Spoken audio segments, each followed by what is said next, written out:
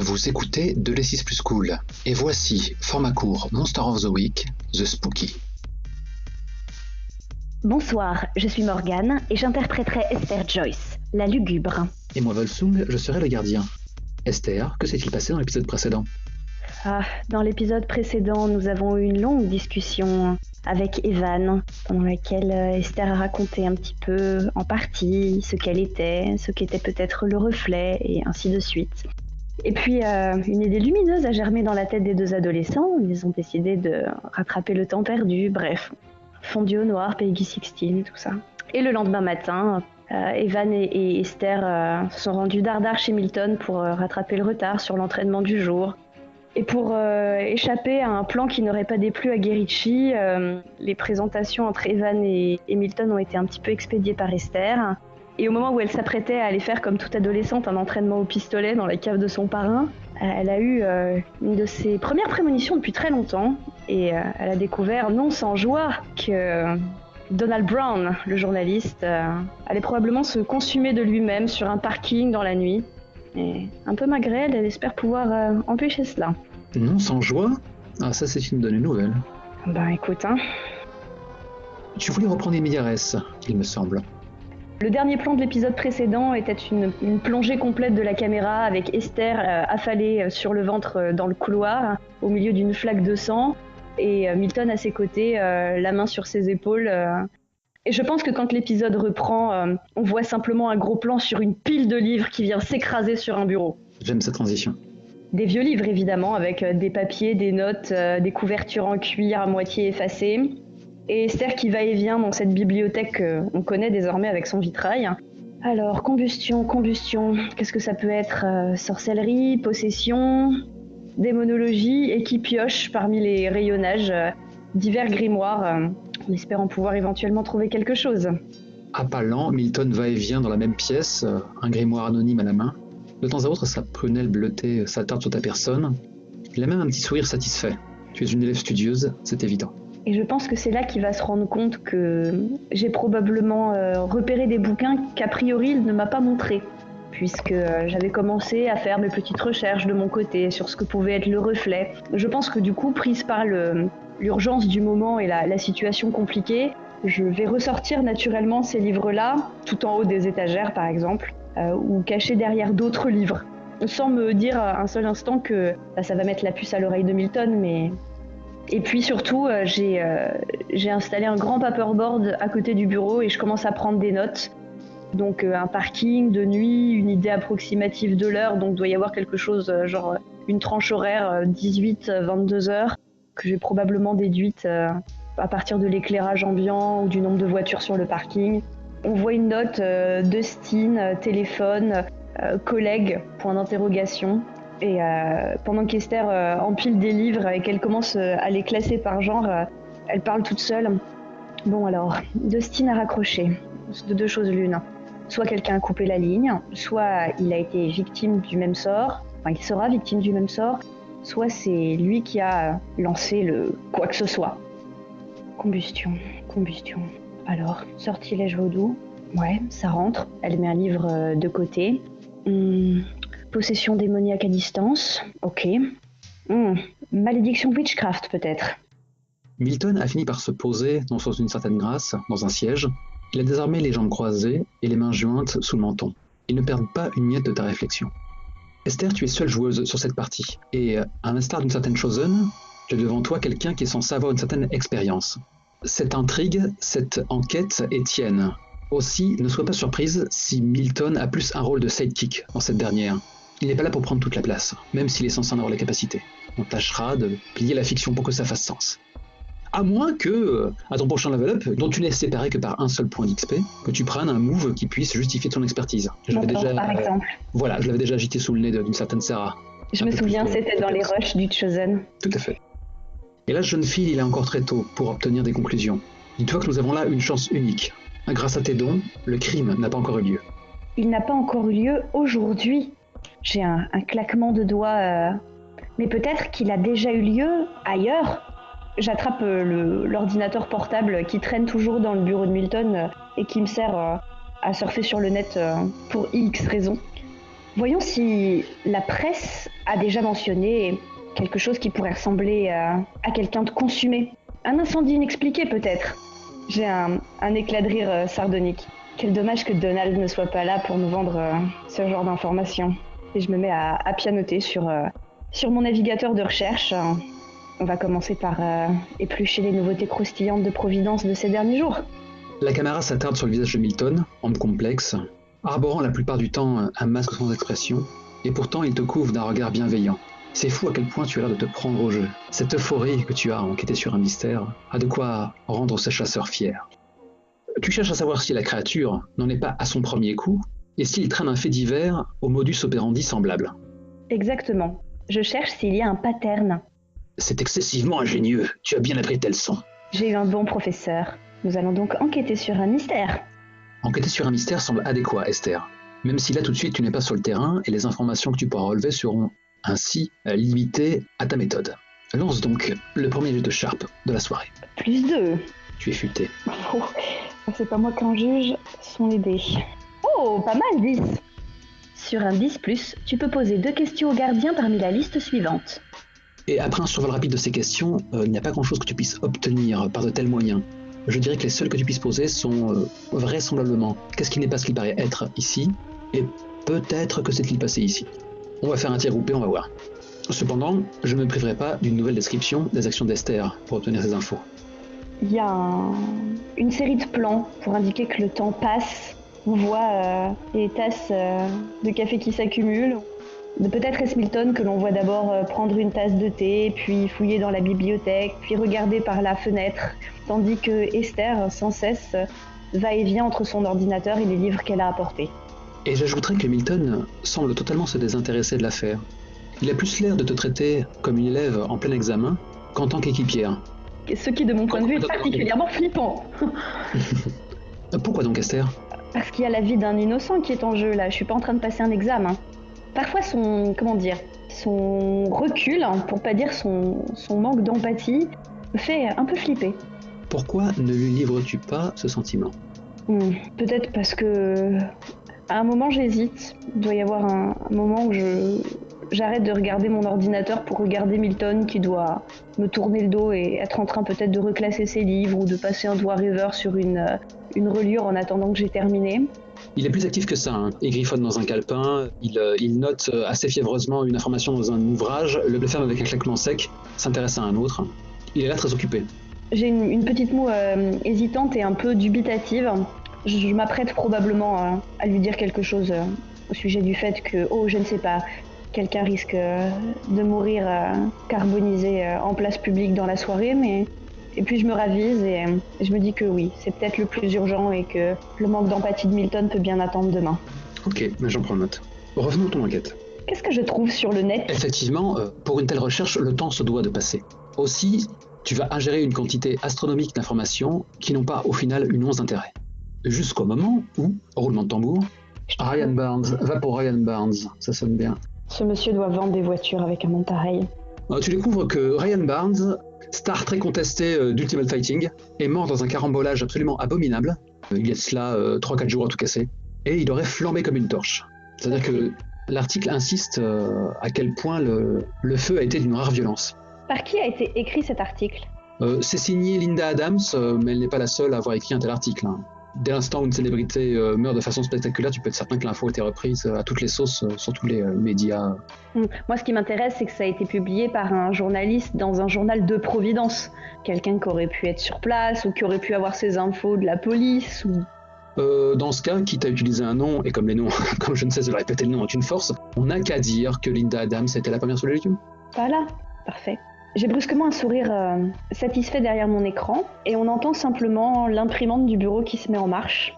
Esther se lève et vient saisir la coupure de presse qui sort de la machine. Milton n'a pas pris la peine de se retourner, mais il entend cette interrogation. As-tu ferré ton poisson, Esther ? J'ai l'impression que c'est un poisson au barbecue. On devine par-dessus mon épaule le visage de Ryan qui apparaît. Enchanté de faire ta connaissance, Ryan. Oh, sympa. Les causes du décès concordent, c'est un candidat idéal. Il y a toujours une histoire de voiture, d'une façon ou d'une autre. Après, qu'est-ce qui peut relier Donald et ce gars-là ? À part le fait qu'ils étaient contestés tous les deux, Hamilton hoche la tête, cherche les points communs. je viens épingler la coupure de presse sur le paperboard aux côtés de la photo de Donald Brand que j'ai tirée du site de son journal. Il n'avait pas que des amis, probablement une relation un peu sulfureuse, peut-être est-ce un rapport avec la presse. Renseigne-toi. C'est ton gardien qui te parle, pas Milton. Et c'est ce que je vais faire. Je sors mon téléphone portable. Je n'appelle jamais avec le téléphone du manoir parce que je sais que quand tu utilises une ligne fixe et que tu es un chasseur, tu peux être tracé comme ça. Autant utiliser des cartes à puce que tu peux balancer dans un fleuve si nécessaire. Les frères Winchester utilisent toujours des burners. Je fais encore quelques clics sur mon ordinateur, je porte le téléphone à mon oreille en mâchonnant un stylo, et au bout d'un moment, je me mets à parler. Oui, bonjour. Je suis étudiante au lycée de Providence. On travaille sur les faits divers les plus extraordinaires. Et j'ai vu qu'une personne de votre équipe avait travaillé sur un accident de voiture phénoménal il n'y a pas longtemps.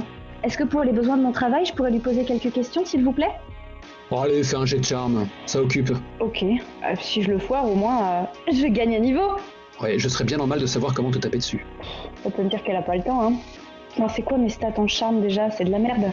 Ouais. Ah ouais, c'est ça, -1. Ah, c'est vraiment de la merde. Oh là là, 10 quand même, hein. Waouh, c'est impressionnant. Ah, je suis sidéré. Je pense que je dois déblatérer mon bluff de lycéenne avec un aplomb. Enfin, je veux dire, on me donnerait probablement le bon Dieu sans confession, quoi. Je pense qu'à ce moment-là, Milton s'est figé, toujours le doigt pressé sur une ligne qu'il était en train de lire, et qu'il a tourné des talons, t'avisant, en acquiesçant à plusieurs reprises, comme si tu l'avais bluffé. À l'autre bout du fil, la standardiste te déclare quel lycée vous dites ? Je pense que je vais glisser une page web sous mon nez qui doit être le lycée mention presse de Providence. Trouvons-lui un nom. St. Christophe College, un truc comme ça. Ça te va ? Ça me va, bien sûr que ça me va. Oh, je suis une étudiante du St. Christophe College. St. Christophe, vous dites, je vais voir. Je ne vous garantis pas que Mademoiselle Adams soit disponible. Je suis sûre que vous ferez votre possible. Merci beaucoup. On te met sur une petite musique d'attente et puis tu finis par entendre une voix féminine différente. Oui, c'était quel sujet ? Bonjour madame. Je ne sais pas si la standardiste vous a expliqué qui j'étais. Je travaille pour le St. Christophe College. Oui. Nous faisons un travail d'étude sur la presse et la façon de transmettre les informations. Et votre article sur la mort de Monsieur Barnes a retenu notre attention. Est-ce que vous auriez quelques minutes à m'accorder ? Cut. Distingue une femme entre deux âges, téléphone collé sur l'oreille, devant un bureau surchargé de post-it. Elle jette un œil à sa montre. Pas plus de 5 minutes, jeune fille. Je vous promets que ça ne sera pas très long. L'article a retenu notre attention parce que le sujet dont il traite, ma foi, est très étonnant. Est-ce que vous pourriez nous en dire plus ? Elle fronce le sourcil. Je ne sais pas par où commencer. En fait, c'est cette histoire de comment pourrait-on dire ça, de combustion qui nous étonne. Tout à fait, elle a laissé bien les experts pantois. Je ne vous l'apprends rien, Monsieur Barnes est de triste réputation. Il était pied au plancher, une fois de plus, sans doute intoxiqué, et en plaisante compagnie. Il roulait sur le périph' à tambour battu, et il a jugé bon de traverser une rambarde de sécurité, faire quelques tonneaux, et son véhicule a explosé. Et la personne qui était avec lui ? La jeune fille a survécu à ses blessures, mais elle est dans un état critique, à l'hôpital Monroe. Ma foi. Et du coup, pour cette histoire de combustion, alors, ça veut dire qu'il y avait des témoins ? Je veux dire, en contrebas du périph'? Ce sont les experts, après analyse, qui ont découvert que la source de chaleur venait du siège du pilote. C'est stupéfiant. Quel article étonnant. Bon, ça n'a pas beaucoup d'intérêt, a priori, mes questions, mais ce qui nous intéresse beaucoup, mes camarades et moi, c'est de savoir quelles sont, vous, vos hypothèses de journaliste à ce sujet. Il y a un temps d'hésitation au bout du fil. Ma foi, je ne suis pas experte en la matière, mais... Non, bien sûr. Il n'y a vraiment rien qui puisse expliquer un tel décès. Je ne mentirai pas en disant que cet homme sera assez peu regretté. Il s'était sans doute fait des ennemis, mais la piste criminelle n'a pas été retenue. Ah, c'est l'accident de voiture, alors. Vous avez lu l'article ? Bien sûr. D'ailleurs, je l'ai sous les yeux. Non, ce qui m'intéressait, c'était votre feeling, mais vous avez répondu à toutes mes questions et je suis sûre que ça nous aidera beaucoup pour notre travail. Cela fait 5 minutes. Je ne vais pas abuser de votre temps plus longtemps. Écoutez, jeune fille, s'il ne restait quasiment que des cendres du corps de Barnes, ce qui a empêché toute analyse, la jeune fille qui l'accompagnait était sous l'emprise d'héroïne, ce qui expliquera peut-être l'invraisemblance de son témoignage. Je n'ai pas voulu y accorder de crédit. Elle prétend qu'une forme humaine se trouvait dans les flammes. Je laisse volontairement un blanc de fausse stupéfaction planer entre nous deux. Ça alors ? Vous savez, Monsieur Barnes ne choisissait pas ses compagnes pour leur intellect ou leur hygiène de vie. Merci infiniment pour votre aide. Une dernière chose, jeune fille. Vous pouvez user comme bon vous semblera des informations que je vous ai données, mais à votre place, je choisirais un meilleur sujet. Ce Monsieur Barnes était vraiment un individu détestable. On va demander à notre prof de changer de sujet. Merci beaucoup. Bonne fin de journée. Au revoir, madame. Quand j'ai prononcé cette phrase, évidemment, j'ai regardé Milton dans les yeux. Je ne sais pas pourquoi, mais... Et au moment où je raccroche et où je pose le téléphone sur le bureau, je m'empare d'un Velleda rouge. Et sur le bureau, je vais barrer certaines de mes hypothèses. Je vais entourer des monologies en rouge. Et je vais écrire « Figure dans les flammes ». Est-ce que je dois imaginer que sur ton tableau, il y avait marqué, je sais pas moi, dragon... Oui, c'est ça, vaudou... ouais. Tu vois, des trucs à la con, quoi. Ouais. Et disons que l'entourer, ça veut pas dire que je considère que c'est ça. C'est une façon de signaler que c'est une hypothèse plus probable que les autres. D'ailleurs, je vais probablement entourer Witchcraft à côté, voilà. Du coup, je m'adosse au bureau. Je pense même que je m'assois dessus en plongeant mon regard bleu dans le paperboard. Et effectivement, ces deux-là avaient un point commun. Ils étaient des individus absolument détestables. Peut-être que ça n'a rien à voir avec les démons. J'ai l'air de mâchonner ma joue. Après tout, il y a des créatures qui punissent les méchants aussi, dans les mythes. En effet, la nuit pullule de créatures vengeresses. Tu n'es pas au bout de tes peines. On va rétrécir le cercle un peu. C'est loin d'ici, l'hôpital Monroe? Tu auras du mal à t'y rendre en vélo. Je peux t'y déposer si tu le souhaites. Mon sourire s'agrandit parce qu'il est tombé en plein dedans. Oh, je me disais que peut-être tu aurais pu m'accompagner avec une fausse carte de presse. Il pose la tasse dans son assiette, fait quelques pas dans ta direction et finit par poser ses poings sur le bureau. Je suis la vraie Esther. La ville de Providence est la source de nombreuses menaces et tu n'es pas au courant du tiers. J'ai, comme qui dirait, d'autres affaires sur le feu. Et toi de ton côté, tu dois apprendre à voler tes propres ailes. Je ne pourrai pas toujours être là. Certes, tu es jeune, mais tes capacités te rendent très supérieur à l'ensemble des chasseurs. Je pense que quand il dit ça, il y a un plan sur la cicatrice que j'ai sur la joue, dans le jeu de chant contre chant. Oh. Naturellement, je reste joignable, et avant que la situation devienne critique, je tâcherai de te rejoindre. Mais pour l'heure, mes affaires sont prioritaires. Roger. Je saute du bureau, j'enfile mon sac, on voit que je glisse dans un ceinturon dans mon dos sous mon blouson, toujours l'arme que j'ai avec moi. Oh, je me disais simplement qu'on aurait pu travailler ensemble. Mais où est-ce que j'avais la tête? Et je passe la porte. Ça s'est envoyé. Bim! Ouais. Hélas, les impératifs de la fiction. Il n'est pas obligé de me répondre et il peut me déposer. On peut faire un cut au moment où il me dépose à l'hôpital et s'en va vers ses affaires. Mais tu sais, ça peut être très Tarantino d'avoir ce long plan où en fait vous roulez, vous patientez au feu rouge, etc. Il y a une petite musique pathétique en fond et vous n'échangez pas un mot. C'est ça. Il regarde la route et moi je regarde par la vitre passager. La main sur le volant, et c'est très dangereux. De l'autre, il répond à un coup de fil et on l'entend poser des questions avec une certaine ferveur du genre coordonner les analyses. Je vois. Faudrait recouper avec le cas Lockridge. En fait, ce que je fais, c'est que pendant qu'il fait ça, tu vois Esther qui met ses écouteurs et au bout d'un moment, la musique de ses écouteurs finit par couvrir la voix de Milton. Ok. Un instant plus tard, tu es devant l'hôpital Monroe en tant que claquement de portière alors que tu as pu quitter le bolide de Milton. Il déclare à ton intention sois prudente. Je suis même pas sûr que tu l'as entendu. Tu boudes, n'est-ce pas? Je lui ai fait un vague signe de la main de dos sans me retourner. Non, je boude pas. Par contre, je suis amèrement déçue. Ah, les impératifs des parties solo. C'est pas grave, ça fait un peu de drama. De toute manière, tu le sais, tu sais qu'elle occupe toujours une part de son esprit. Et objectivement, moi en méta, pour moi, il ne fait aucun doute qu'il paye quelqu'un pour te filer en permanence. c'est tellement son genre. C'est pas la même chose. Oui, qu'il s'intéresse à moi, qu'il vérifie qu'il m'arrive rien, c'est une chose. Qu'il veuille pas collaborer avec moi sur une affaire, évidemment, je le prends pas bien. Et c'est normal. Ce que les spectateurs ne veulent pas le voir, c'est Milton qui règle les problèmes à ta place. Ah bah c'est évident. Mais c'est la différence entre avoir quelqu'un qui fait ton boulot et un partenaire in crime, quoi. Je me doute. Bah, et c'est avec Evan, tu vois, Evan, il est novice, il est innocent, il est faillible, il est mortel. Non, mais par contre, ce que je balancerais volontiers à Milton, mais ça me vient que maintenant, mais peut-être qu'avec l'oncle Matowska, ce serait différent. Faut voir, faut pas qu'il tombe non plus dans le travers de... De toute façon, soit il va être largué comme Joshua pouvait l'être de temps à autre, soit il sera pas performant et dans ce cas, bizarrement, il va tomber dans des trous. Oh mon dieu, une plaque d'égout. Oh Continue sans moi. Non, mais j'ai bien compris. Non, mais c'est pour la fiction, c'est cool par contre. Ok. Qu'Esther se dise bon bah ok, bah puisque tu me lâches, on verra. Voilà. Je me suis trouvé un nouveau meilleur ami. Hein. Ah, les adolescents sont sans pitié. Tu es dans l'hôpital. Petite ingrate. Je me présente au comptoir. J'avise l'infirmière qui est là et qui prend les entrées.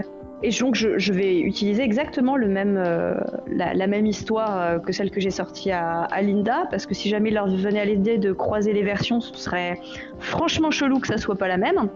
Donc voilà, je lui explique que je suis du St. Christophe College, que j'ai parlé à Linda Adams qui avait fait un article, blablabla, enfin je la lui fais courte. Et que du coup, comme elle m'a donné le nom de la jeune fille, j'aimerais pour mon travail pouvoir lui poser des questions.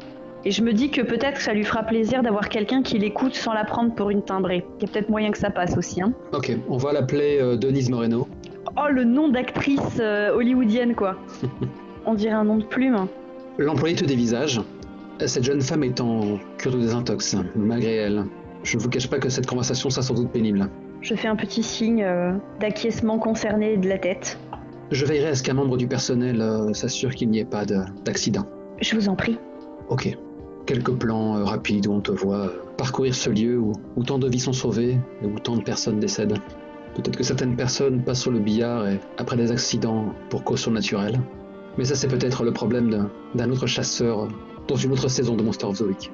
Bref, tu es en présence d'un interne qui est songeur, qui regarde un peu ailleurs. Et devant toi, sanglée dans un lit d'hôpital, se trouve la pauvre Denise. Une blonde aux traits tirés, le visage couvert de sueur. S'il vous plaît, donnez-en. J'en veux. Désolée, Denise, j'en ai pas. Juste une dernière, pour m'aider à décrocher. Je prends une chaise qui était près de la porte et je la fais glisser jusqu'au lit.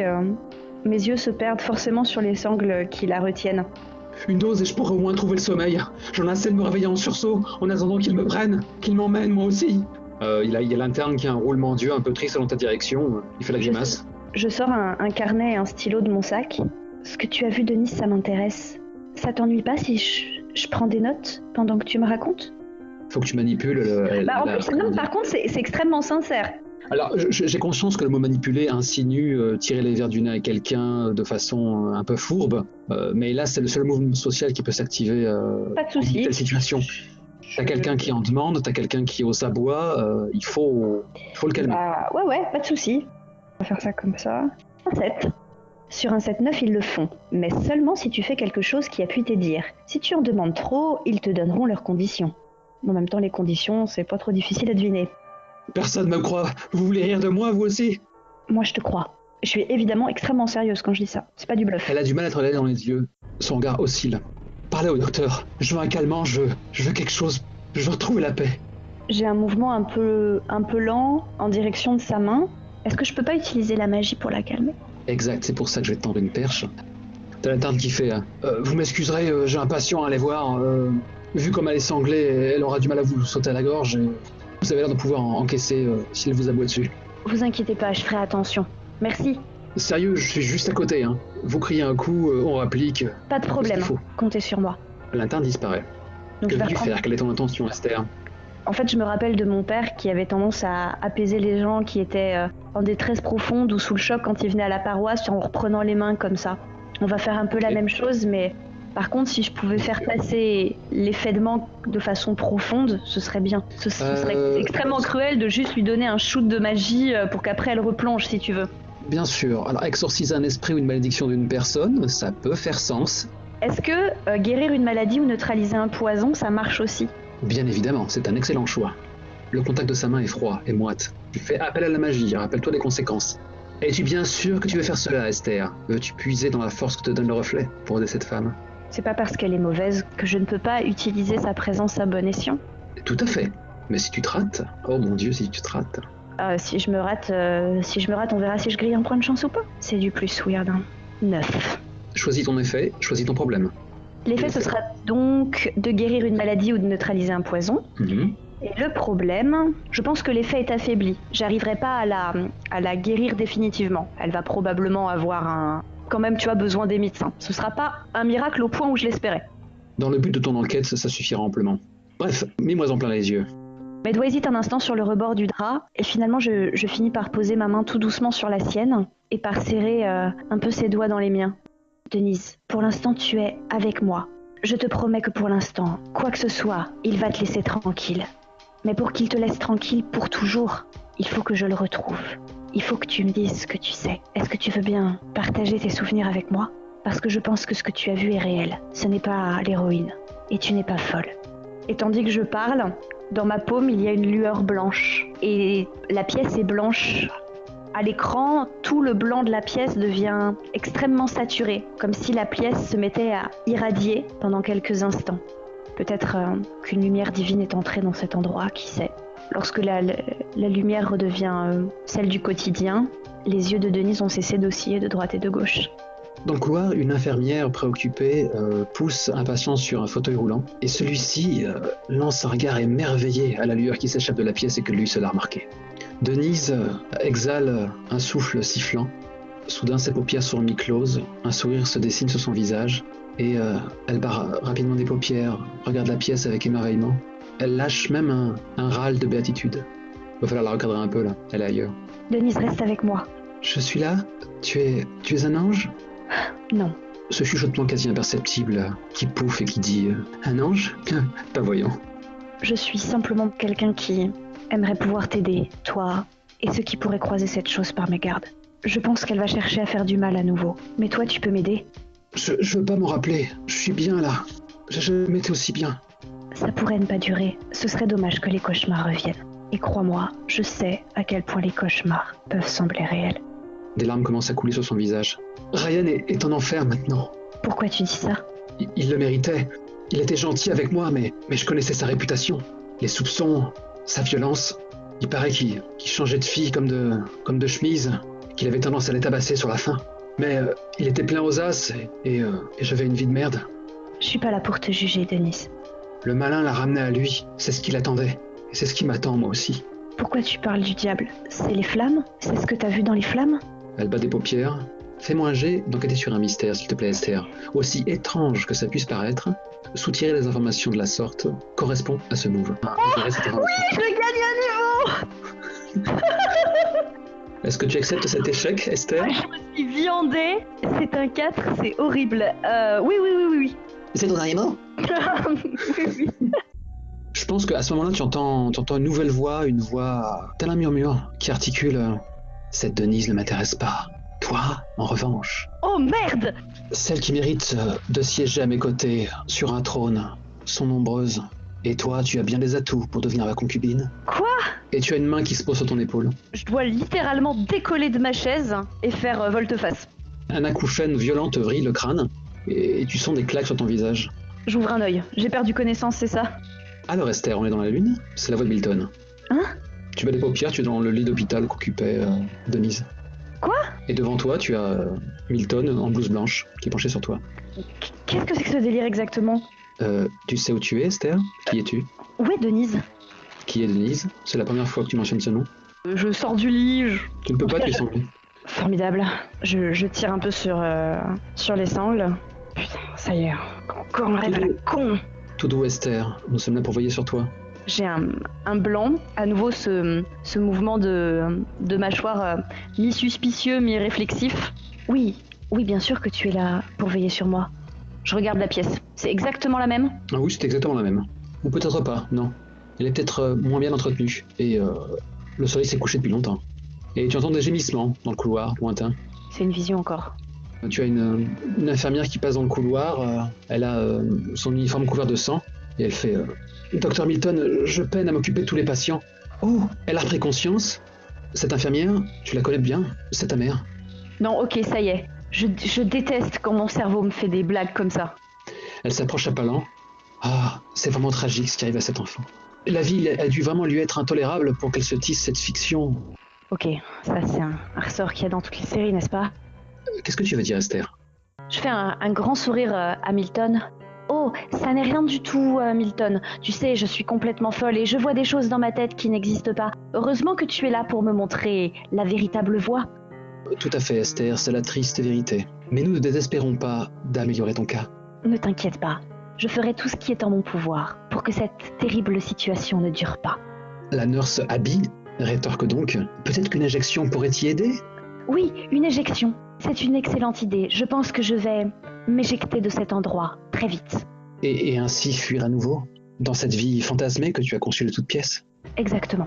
Parce que, franchement, entre nous, tu es probablement le pire docteur que je n'ai jamais vu. Est-ce que je peux acheter mon niveau supplémentaire maintenant?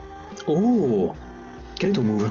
Donc je vais aller acheter le move qui se situe chez le si bien nommé monstrueux. Et ce move s'intitule tout simplement Vol, je peux voler. Ok, c'est original. Ah, Milton n'avait-il pas dit qu'il était temps que je prenne mon envol? D'accord, donc tu le prends au pied de la lettre. Ah oui. Et donc tandis que je regarde ce docteur Milton et cette infirmière qui singe ma mère apparaissent dans la pièce blanche deux immenses ailes noires dans mon dos qui, en se déployant, arrachent les sangles qui me retiennent au lit. Naturellement, je pense à ce moment-là, ton infirmière de mère tombe à genoux, comme si elle avait vu une madone. Elle tend les bras vers toi en adoration et elle déclare « Oh mon bébé, qu'est-ce que tu es devenu? Qu'avons-nous fait ?» Visiblement une grosse bêtise. Je me retourne vers Milton, je ne doute pas que nous nous reverrons. Et je passe par la fenêtre, explosant la vitre au passage. Et je pense que tu entends comme un écho alors que tu tombes dans un vide d'un blanc éblouissant. Oui, Esther, nous nous reverrons, à chaque fois que le poids de ce mensonge sera trop dur à porter. Mademoiselle? T'as l'interne au-dessus de toi, naturellement. Ah! Le nombre de fois où tu es pu te réveiller comme ça. Enfin un réveil normal! Je ne sais pas ce que vous lui avez fait, mais elle vous a imité, elle dort du sommeil du juste. Ça va? J'espère que ses rêves sont tranquilles. Je tends la main pour qu'il m'aide à me relever. Ça m'arrive parfois. Je me suis levée trop vite. J'ai dû faire un peu d'hypotension. Il te regarde avec une certaine perplexité, se demandant si ta place n'est pas au final dans cet hôpital. Qui sait? Je vais peut-être aller vous chercher un taxi? Quelqu'un peut s'occuper de vous? Vous inquiétez pas, je peux appeler quelqu'un qui va venir me chercher en voiture. Au pire, j'attends en bas dans la salle d'attente. Si ça recommence, je saurai trouver de l'aide. Fort bien, je vous accompagne tout de même. C'est gentil. J'attrape mon sac. Juste avant de franchir la porte avec l'interne, je me retourne vers Denise. Prends soin de toi. Je pense qu'en arrivant dans la salle d'attente de l'hôpital, le visage très sombre. Je prends mon téléphone, je décroche. On s'attendrait probablement à ce que j'appelle Milton. Alors que je vais appuyer machinalement sur un bouton de machine à café pour me servir une boisson quelconque qui n'a aucun intérêt. Evan, c'est moi, je te dérange? Tu me déranges jamais, voyons. Est-ce que tu crois que tu pourrais passer me prendre? Attends, il me déteste, pas vrai? Non, je pense pas. Je pense que, honnêtement, tu l'intéresses. Oh, je suis flatté. Je vais passer le test, finalement. Il est spécial, hein? Mais spécial dans le bon sens du terme, hein? Oh, il est très spécial. Tu disais donc? Oui, tu peux me passer me prendre, s'il te plaît? Ouais, sans problème. Je suis à l'hôpital Monroe. À l'hôpital Monroe? Qu'est-ce qui se passe? Il a fait une syncope? Non. J'ai rendu visite à quelqu'un là-bas. Ok, pas de souci. Je te raconterai dans la voiture. Est-ce que ton oncle est au Starlight? Ouais, je suis avec lui, ouais. Super. Si jamais il lui venait l'envie d'aller se griller une cigarette, dis-lui d'abord que j'aimerais qu'on prenne un café tous les trois. D'accord. Il sera ravi d'avoir un brin de causette avec toi, comme d'habitude. Et alors qu'il est au téléphone, dans un coin de la pièce, tu as l'oncle Matowska qui est en train de mimer un violon invisible. Ouais, j'en doute pas une minute. Je t'attends alors. À tout de suite. Que diable se cache-t-il dans ce nouveau mystère? Qu'était-ce ce rêve étrange qui a assailli Esther? Parviendra-t-elle à sauver Donald Brown et les autres damnés de Providence? Toutes les réponses à ces questions dans le prochain épisode de Monster of the Week.